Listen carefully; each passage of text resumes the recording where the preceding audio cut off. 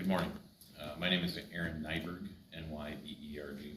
I'm a lieutenant, and I work in the Crimes Against Persons section here. Like Sam said, I'm here to give you an update on the homicide arrest that was made yesterday. So, that arrest started with a call that officers responded to on Monday, the 28th, at about 18:25. Sioux Falls Police Department was sent to what was originally classified as an unknown problem in the 5300 block South Anthony Avenue in Sioux Falls, which is in Lincoln County. When officers arrived, they discovered a female deceased in the residence, and an investigation into the unattended death was started. During the investigation, the victim in this case was identified as Angela. It's Angela, Dawn, Dawn, Ledbetter, and that's Ledbetter. Angela is a 44-year-old Sioux Falls resident. Further into the investigation, an autopsy was completed, and the Lincoln County coroner ruled the manner of death as a homicide caused by manual strangulation. During the investigation, detectives were able to establish probable cause that led to the arrest of Jimmy David Ledbetter Jr., who is a 55-year-old Sioux Falls resident. Mr. Ledbetter was lodged at the Minnehaha County Jail for alternating counts of murder in the first degree and murder in the second degree, and he will make a court appearance today in Lincoln County. Does anybody have any questions for me? The relation between the two are? They were married. Married? Okay. And then in the court documents it said, what is the role like surveillance cameras played? And it said that there was a suspect and the victim inside surveillance could hear noises coming from the house. Can you talk about that? I don't know that I can get into any more specifics than what's in the affidavit, but officers use tools like surveillance cameras and other things to help establish timelines and things like that.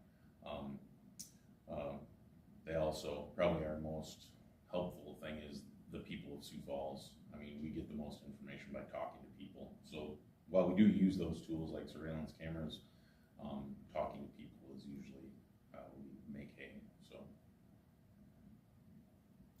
is the department aware of a GoFundMe account that was set up by the suspect, the defendant, in his name? I believe there are GoFundMe accounts that have been set up. Is there any concern from like a criminal aspect? Those will be things that will be looked at. I would just, people should always, I guess, use caution when they're going to be donating any money to somebody online, and maybe know as much as you can about the situation before you send money to somebody. That's probably a good rule of thumb in all cases. Are you able to share a possible motive? I don't know that I can get any further into the details that are already in the affidavit, but other than relationship at this point. You determined that the cause of death was strangulation. Was that by hands? Was it tool used? Manual strangulation, which would suggest not a tool. Is there any relation to Tony Ledbetter? I believe Tony is a brother to Jimmy. And then from your information, have there been any prior calls to this residence? There have been some prior calls, and again, at this point, I probably can't get into the specifics of criminal history on the people involved. Can you say what the calls were related to? I can't get into specifics on their criminal history at this point. So. All right. I'll give it back to Sam. Thanks. Thank you. Okay, we'll not.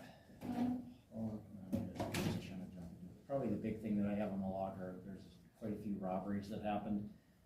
No arrests on any of those. There were basically people were threatened with different objects. The first one Thursday morning, that was around 10 a.m. That was was a guy that was threatened with a gun, had his cell phone taken. He gave actually quite a few different conflicting stories, so we're still working to sort that one out. The next one was Thursday around 3 a.m. That was a guy that was inside his apartment. He said the suspect came in, somebody he knows hit him with a baseball bat and ended up taking wallet, cash, and some tools. No arrests on that, but we've got information to follow up on. We had Friday morning about 1:15 a.m. That was a woman that was in a car with 3 other people, I guess acquaintances is probably a good way to describe that. They threatened her with a gun and took her purse. And then the last one was around 3:30 a.m. That was a parked car that was left running. The driver left to go into a home and talk to somebody. There was a passenger that was left in the vehicle. Once the driver left, there were 3 people that came up, threatened the passenger with a gun, and then they took the car. So no injuries on that one, no arrests have been made. That's pretty much it. A couple of sex offenses, both of those are reports, no arrests, everything else is reports.